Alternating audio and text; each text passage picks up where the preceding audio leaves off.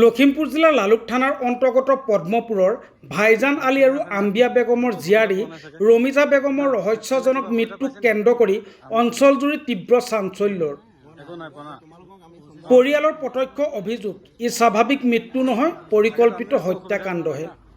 ৰমিজা বেগমৰ প্ৰথম বিবাহ হৈছিল নাৰায়ণপুৰৰ এজন যুৱকৰ সৈতে। কেইবছৰমান পূৰ্বে তেওঁ স্বামীহাৰা হয়। প্ৰায় এমাহ পূৰ্বে ৰমিজা নাৰায়ণপুৰৰ ঘৰৰ পৰা নিৰুদ্দেশ হয়।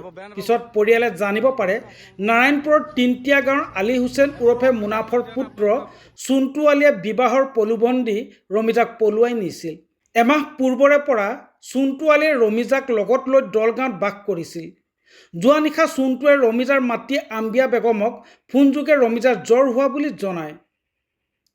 কিন্তু নিশা প্ৰায় ১:৩০ মান বজাত ৰমিজাৰ ভনী জোঁৱায়েকক ফোন কৰি ৰমিজাৰ মৃত্যু হোৱা বুলি জনায় দলগাঁৱৰ অন্য এজন ব্যক্তিয়ে। পৰিয়ালৰ লোকৰ অভিযোগ মতে দলগাঁৱৰ পৰা এম্বুলেন্সেৰে মৃতদেহ অনাৰ সময়ত ধলপুৰত চুণ্টু আলী এম্বুলেন্সৰ পৰা নামি পলায়ন কৰে। এই কথা এম্বুলেন্সৰ চালকে পৰিয়ালক অৱগত কৰে। ইয়াৰ উপৰি ঘৰলৈ অনাৰ পথত মৃতদেহ কাষৰ নদীত পেলাবলৈও চুণ্টুৱে বহুবাৰ চেষ্টা চলাইছিল বুলি পৰিয়ালৰ লোকক জনায় এম্বুলেন্স চালকে। ঘটনাৰ সন্দৰ্ভত পৰিয়ালৰ লোকে লালুক থানা আৰু নাৰায়ণপুৰৰ আৰক্ষী চকীত মৌখিকভাৱে অৱগত কৰে। আৰক্ষী আৰু গাঁওৰক্ষী বাহিনীৰ সহযোগত নাৰায়ণপুৰৰ পৰা মৃতদেহ চমজি লোৱা হয়। লালুক আৰক্ষীয়ে মৰণোত্তৰ পৰীক্ষাৰ বাবে মৃতদেহ লখিমপুৰ চিকিৎসা মহাবিদ্যালয়লৈ প্ৰেৰণ কৰিছে। পিতৃ ভাইজান আলীয়ে জানিবলৈ দিয়া মতে মৰণোত্তৰ পৰীক্ষাৰ প্ৰতিবেদন পোৱাৰ পিছতহে লালুক থানাত লিখিত এজাহাৰ দাখিল কৰা হ'ব। পৰিয়ালৰ দাবী, দোষী চুণ্টু আলীক কঠোৰ শাস্তি প্ৰদান কৰিব লাগে। News desk report, Ranganadi live. মোৰ বাইদেউৱে হয়, বাইদেউ ৰমিজা বেগম। আজি ১.৫ মাহমান হ'ল নিৰুদ্দেশ হৈ আছিলে। তাৰপৰা যোৱাকালি ৰাতি ১:৩০ বজাত গম পালোঁ দলগাঁৱত ওলাইছে, মৃতদেহে ওলাইছে। যিজন ল'ৰাৰ লগত পলাই গৈছিলে সেই মানুহজনে তাতে মানে সন্দেহটো সম্পূৰ্ণ সন্দেহ হৈছে। ডিঙিৰ এইবিলাকত পূৰা দাগ আছে, ডিঙি চেপি মৰা নিচিনাই লাগিছে। এতিয়া কথাটো এনেকুৱা হ'ল, মানুহজনে ভাল পাই নিলে। ই আজি ১.৫ মাহ হ'ল, ১.৫ মাহতে মাৰি পেলালে।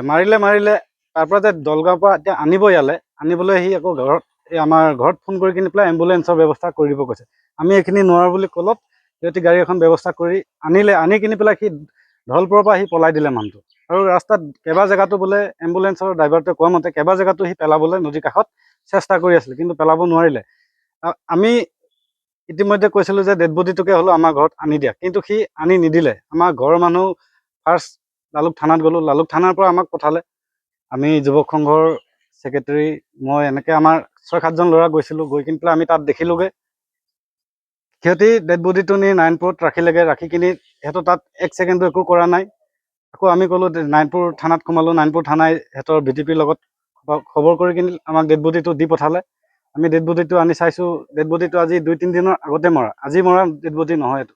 গোন্ধ আৰু পূৰা গা ফুলা আছে আৰু পূৰা কিছুমান জেগাত দাগৰ চিন আছে। সেইবুলি আমাৰ পূৰা সন্দেহ হৈছে যে কি মাৰিছে মানুহজনী। মুখেদিও ফেন ওলাই আছে, নাকেদিও ফেন ওলাই আছে। আৰু আজি মুঠচাই ৪-৫ বছৰৰ ডাঙৰ ছোৱালী এজনী, এতিয়াই মৰিব লগা কাৰণ নাছিলে। তাইক একদম 100% মোৰ সেইটো ডাউট আছে, তাই মাৰিলে। কিন্তু সি গিৰিয়েকটো হৈ কিনি পেলাই আজি ডেড বডিটোৰ লগত নাই। ডেড বডিটোক ডাইৰেক্ট গাড়ীখনত অকলশৰীয়াকৈ পঠাই দিছে নাৰায়ণপুৰৰ পৰা। নাৰায়ণপুৰ থানাৰ পৰা আমি গৈছিলোঁ, নাৰায়ণপুৰ থানাৰ পৰা পুলিচ এজন লৈ কিনি পেলাই আমি বোলো ডেড বডিটো লৈ আহোঁ বুলি ক'লোঁ। কিন্তু থানাৰ পৰা পুলিচ নগ'লে, হ'লেও ব্যৱস্থা এটা কৰি দিছিলে আমাক। আপোনাৰ VDP আনি কিনি আমাক ৰাস্তাত দিলেহি নাৰায়ণপুৰ মেইন চেণ্টাৰত। আমি মেইন চেণ্টাৰৰ পৰা আনিলোঁ। এতিয়া বৰ্তমান লালুক থানাৰ পৰা পোষ্টমৰ্টম কৰিব লৈ গৈছে। চুণ্টু আলী। সি আগতে এজনী বিয়া পতা, আৰু তাৰ ৰেকৰ্ডটো তাৰ গাঁৱৰ মানুহেও জানে। সি কেইবাবাৰো এনেকৈ মাইকী ধান্দা আছে তাৰ। আৰু সি তাৰ এজনী মাইকী থকা, ল'ৰা ছোৱালী থকাৰ পিছতো সি আকৌ এই বিধৱা মাইকীজনীক সি লৈ গুচি গ'ল প্ৰলোভন দেখাই। এজনী বিধৱা মাইকী আছিলে। নাৰায়ণপুৰ তিনটিয়াৰ হয় চুণ্টু আলী। ইয়াৰ বহুত ৰেকৰ্ড আছে আগৰ। এইটো আমাৰ প্ৰশাসনক এইটোৱে কৈছোঁ, উচিত তদন্ত কৰি দিয়ক আৰু দোষীক কঠোৰতছে কঠোৰ শাস্তি প্ৰদান কৰক। আমাৰ সেইখিনিহে প্ৰশাসনৰ ওপৰত আস্থা আৰু বিশ্বাস আছে। আইনৰ ওপৰত আমাৰ অকণ আস্থা আছে, বিশ্বাস আছে। আমি সেই বুলি এইটোৱে কৈছোঁ, আমাক উচিত ন্যায় লাগে আৰু আমাক তদন্ত কৰি দিয়ক, উচিত তদন্ত কৰি দোষীক কঠোৰ শাস্তি দিয়ক।